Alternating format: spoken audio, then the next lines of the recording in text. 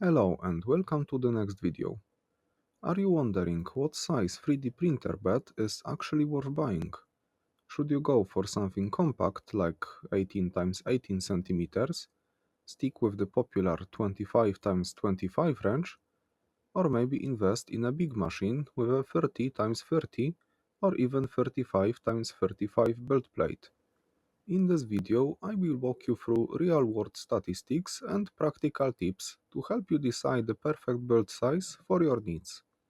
Whether you are just starting or thinking about upgrading, this guide will give you a clear perspective on what actually fits on each printer size, and when a bigger bed is just an overkill. Let's start with some basic numbers.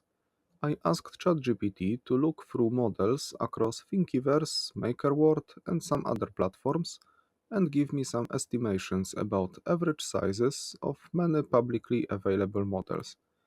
I also have my own collection of projects that I'm selling, so I will compare all of that. Here's what the numbers look like according to ChatGPT. On 18 x 18 centimeters bed, about 30% of all models fit without scaling or splitting. That's great for simple upgrades, test prints, small toys, and accessories.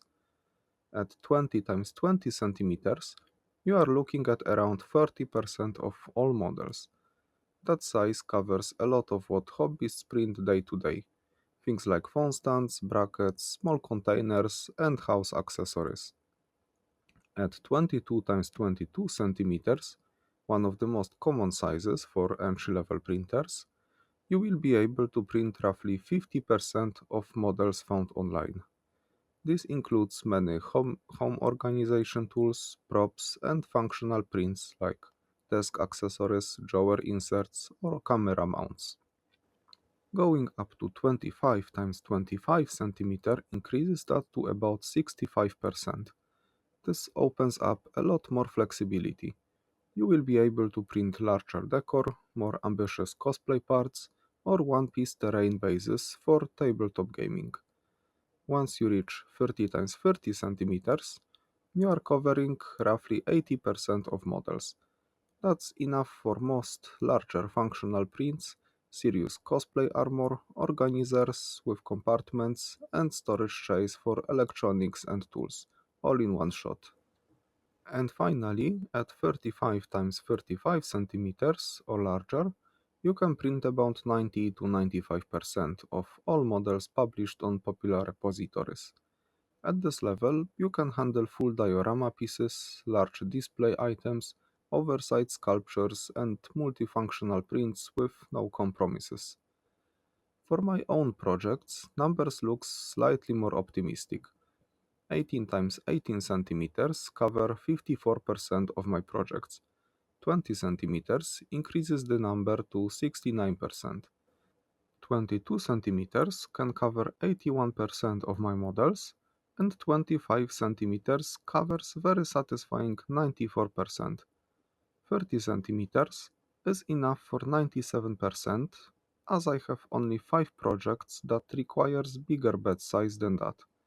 That data comes from 180 projects which I made. So what does it mean? Is bigger always better? Not necessarily. Let's talk about real-world use cases because numbers alone don't tell the full story.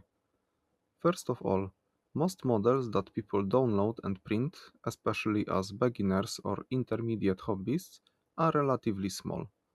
Things like key holders, camera mounts, fidget toys, fan covers, cable clips, soap dishes, all of those fit easily within 18 to 22 centimeters. The reality is that many designers aim to keep their models printable on popular entry-level printers, like the Ender 3, Prusa Mini, or Bamboo A1 Mini, which all have beds under 22 centimeters. Because of this, you will find that a huge number of designs are intentionally optimized to fit smaller beds. But that doesn't mean you should stop there. If you plan to print cosplay armors, large helmet shells, prop weapons, or even furniture brackets, then yes, going up to 25 or 30 centimeters makes your life much easier. It saves time on slicing, gluing, and aligning later. You can print larger pieces in one go with fewer seams and a cleaner finish. However, if you are only printing miniatures, tools, or desk accessories, chances are you will never need more than 22 centimeters. And here's the thing. You can still print very large models even with a smaller printer. You just need to split them into parts using your slicer or a modeling program like Mesh Mixer or Blender. You print the parts separately, glue them together, and you are done. Yes, it takes more time and effort, but if you only do it occasionally, it's a good compromise. Now, here's another thing to keep in mind.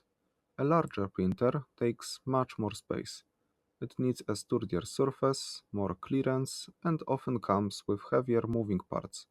It usually also takes longer time to hit the bed and increase the power usage. Another factor. Bigger beds don't always mean better resolution or print quality. In fact, if your frame isn't stable enough or your belts are poorly tensioned, you can introduce vibrations or errors across a large bed. So don't get a massive printer unless you are sure the mechanics are up to the task. It's much harder to get good print quality and speeds on big printer compared to smaller one. So keep that in mind. Now here is what I would personally recommend. If you are a beginner and you mostly want to print toys, tools or upgrades, stick to something in the 18 to 22 range. You will get faster heating, easier handling, and compatibility with most designs online. If you want to go a bit further, maybe you are into cosplay, terrain, or prototyping, go for 25 or 30 centimeters. That will give you a lot more flexibility without entering the overkill territory. If you are already running a small print farm, selling large items, or printing big batches, then a 35 times 35 centimeters bed might make sense. But be prepared for higher costs, slower warm up, and a bigger footprint. In my opinion, the sweet spot is 25 times 25 centimeters. It covers around two-thirds of all downloadable models, is large enough for most ambitious projects, and still compact enough to be practical for everyday use. Hopefully, this gives you a clearer idea of what bed size actually makes sense for your needs. Let me know in the comments what size your printer is and what you have printed that pushed its limits. If you found this helpful, give the video a like and consider subscribing. I've got more guides, reviews and tips coming. Thanks for watching and see you in the next video.